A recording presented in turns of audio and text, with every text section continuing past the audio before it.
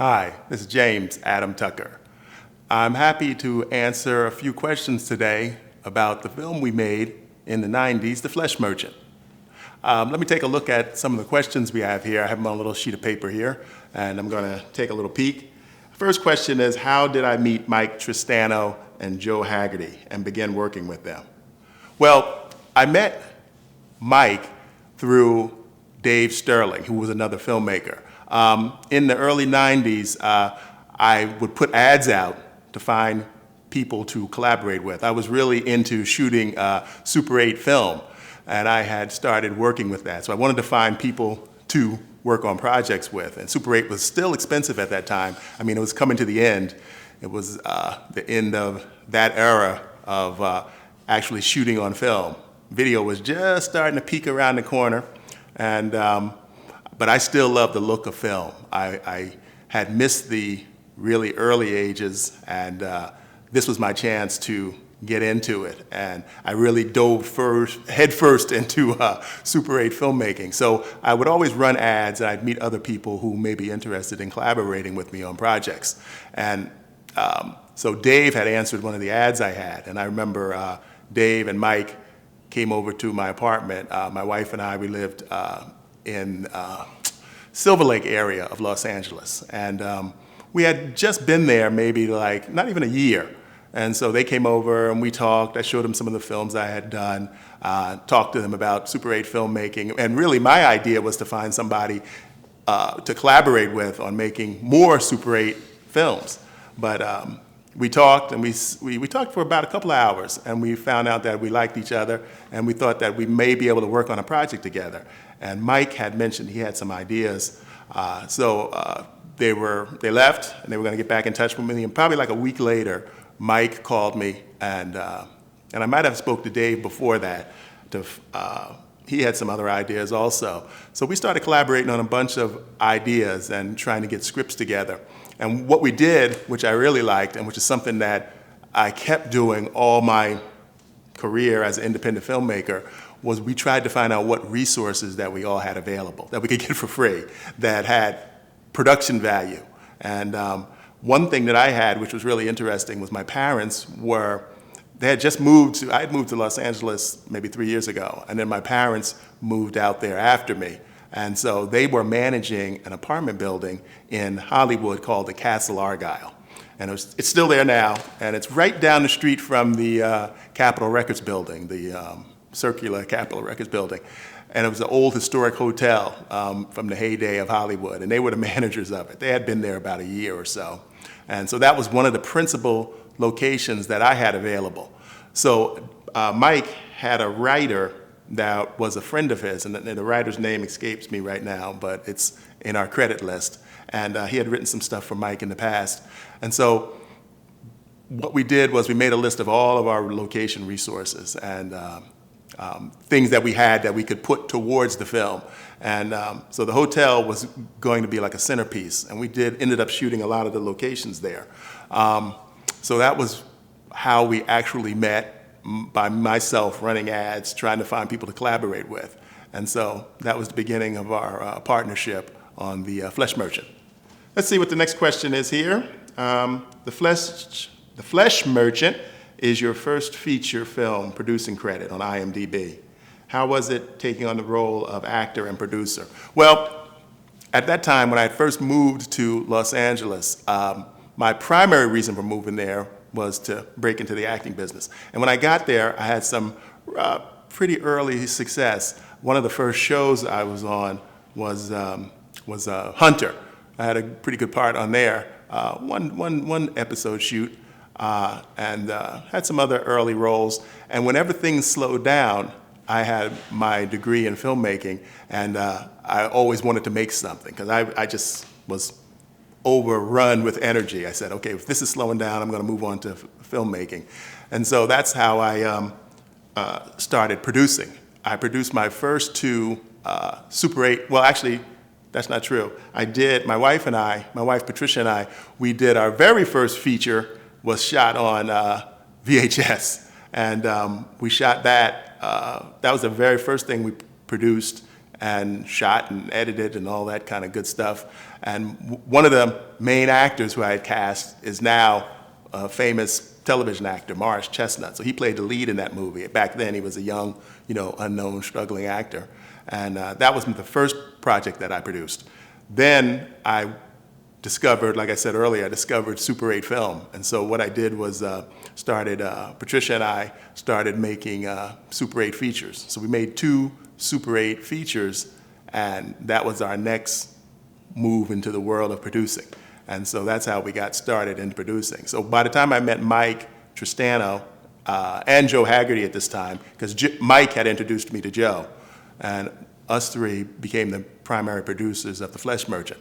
So that's how I got into producing. And so producing and acting was something that I loved at that time. And like I said, I had abundance of energy. So it was a joy. It was my reason for going to college and then moving out here with my wife, Patricia.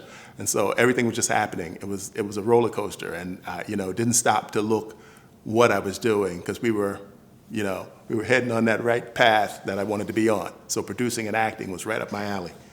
Let's see, the next question is, what was it like shooting on location in Hollywood in the 90s? Yeah, I mentioned the Castle Argyle. So the Castle Argyle was this big, historic apartment building. And I'm not sure when it had been built, but it's still there now. And it just had all that old Hollywood architecture. And it was just a wonderful experience having that location. And like I said, my parents managed it, so we were able to have free run of the building. And that just made it even more pleasurable and relaxing for our shoot. We didn't have to worry about, you got to leave at this time, you're over schedule, or we didn't have to worry about money, and we got it for free. So that was one thing that made it great. And as you look at the film, you can see it plays a big part in the movie. We even had a lot of different rooms available to us there. So Mike had some set dressers and people who did set design, and they were able to design the different rooms in the Castle Argyle to look like different aspects of the film. So it really turned out good for us. And like I said, those were the days when we really didn't have the problems you have now producing independent films. It's kind of like it was a wide open world for filmmakers, and it was just a very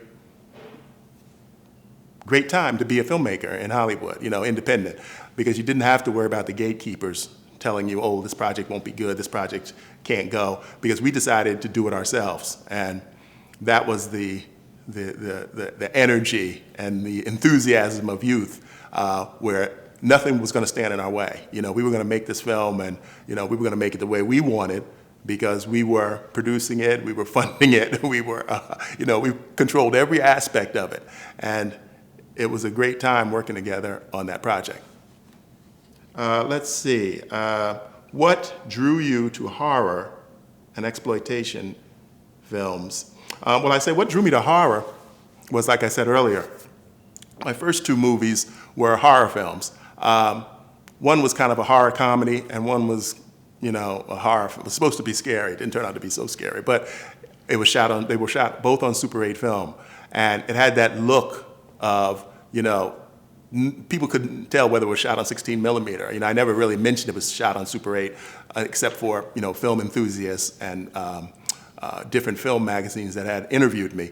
But it really had that look of film that you couldn't get on video. I mean, at that time, it was a big thing about shooting on video, obviously, but it was the film look, trying to get the film look on video. And so that's why I decided to go through the extra expense of actually shooting my films on film. And, I had an Elmo 1012 XL, I think it was called. And it took those big cartridges of Super 8 film. And so it was just a great experience for me. It cost us a lot of money. Patricia and I, we invested a lot of our own personal money into those first 2 Super 8 features.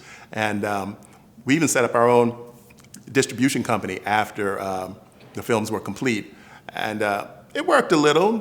We had boxes printed up out in Chatsworth where there was a lot of people out there who could print video boxes because they printed them for some other industry. And we had some really professional box art printed up. And I got mailing lists, and I started mailing to mom and pop video stores because mom and pop video stores were still everywhere. You know, every corner you had a video store. And so I started getting some response. And then I learned that there were other aspects of distribution, fulfillment, and continuing to outreach to customers, which I didn't have the money to keep up with. So I ended up lugging around for the next few years.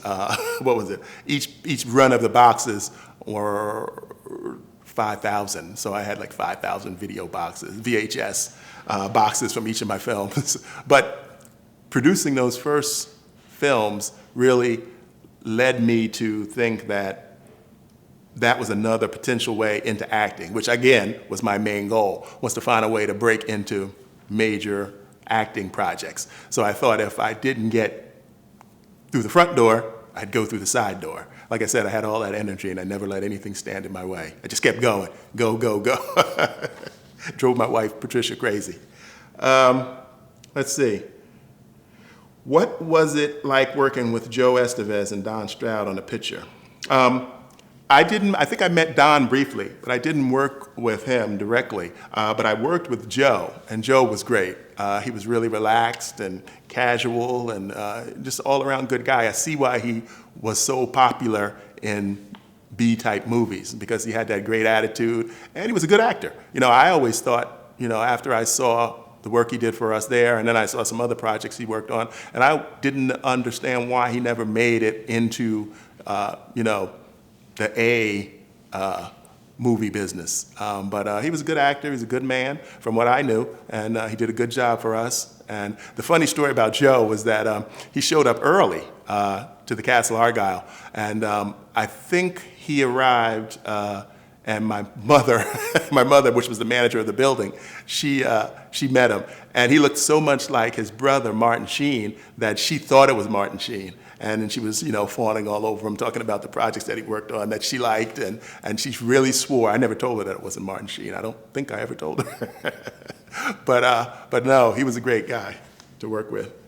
Let's see, as an actor, did you have a favorite scene in the film? I guess if I have to look back, I had a female partner, I think her name was Margot, and she was great to work with. I had done other projects before that, but a lot of stuff I did were small parts, you know, speaking roles and stuff like that, but day players, what they call in Hollywood, under 5. And so this was like my first role as an actor where I really didn't have to worry about running the camera, setting up the lights, you know, worrying about the sound, feeding people, because we had to put together a whole crew on The Flesh Merchant.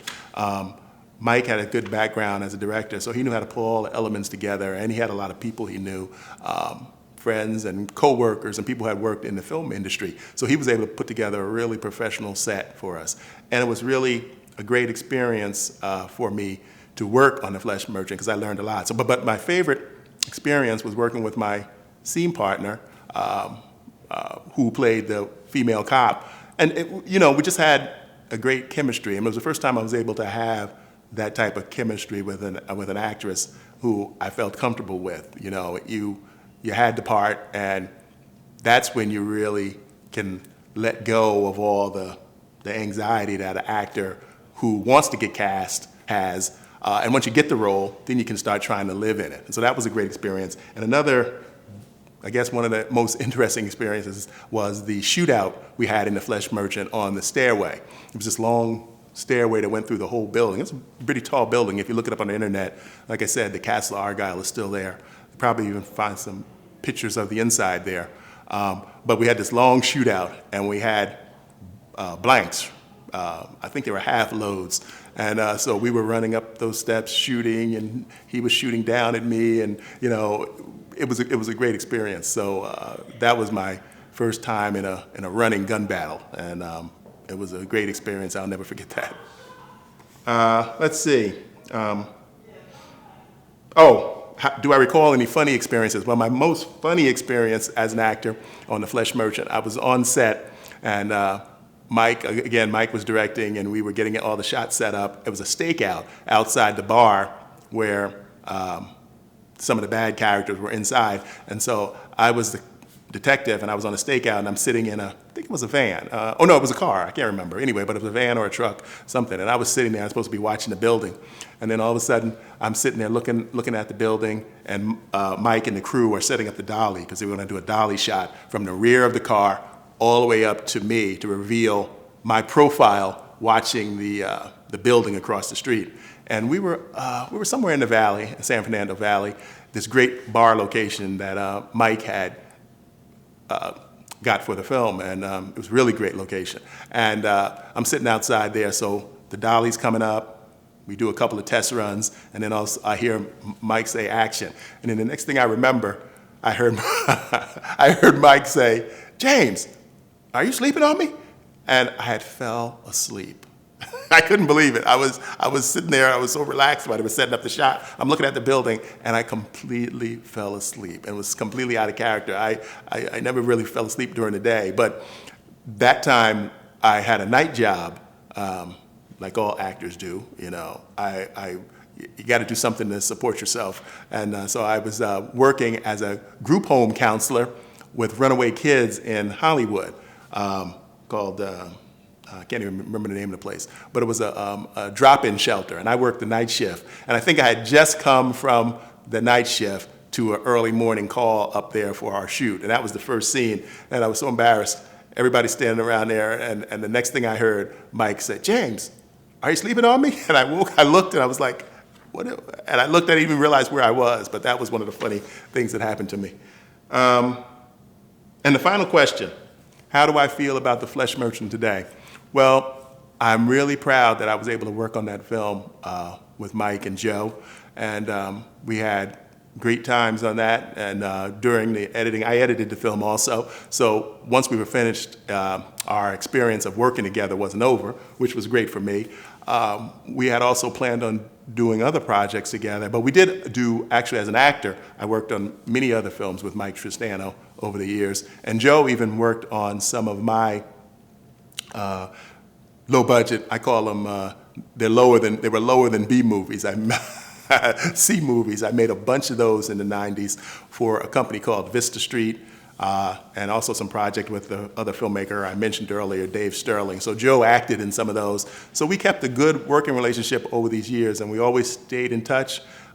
Sometimes Mike would bring me in on auditions on other projects he was working on. He became really big as providing weapons to the motion picture and television industry. So sometimes he would bring me in to audition for projects he was working on. You know, if he knew the people, oh, I know an actor that might be right for that. You know, he'd always do me a favor, so he was good like that. And so it was a great experience working on that film, and I will never forget it. I enjoy it. And for years, even after the film was initially released, people would come up to me and say, "Oh, you were on The Flesh Merchant, you were on The Flesh Merchant." These were mostly people in the B-movie industry who knew about those types of films and watched them, you know, because they were different from the big Hollywood blockbusters. You know, you could see that we took what we were doing seriously back then. And like I always tell people now, young filmmakers, I always tell them, don't purposely make a B movie. And we didn't do that either. You know, our movies maybe turned out to be B movies, but no film that we ever made on that level did we purposely make it, oh, this is gonna be a B movie. We treated it seriously. We took the acting seriously. We took the casting seriously. We took all aspects of it seriously. So The Flesh Merchant will always stick in my mind as one of my favorite projects that I worked on in my career.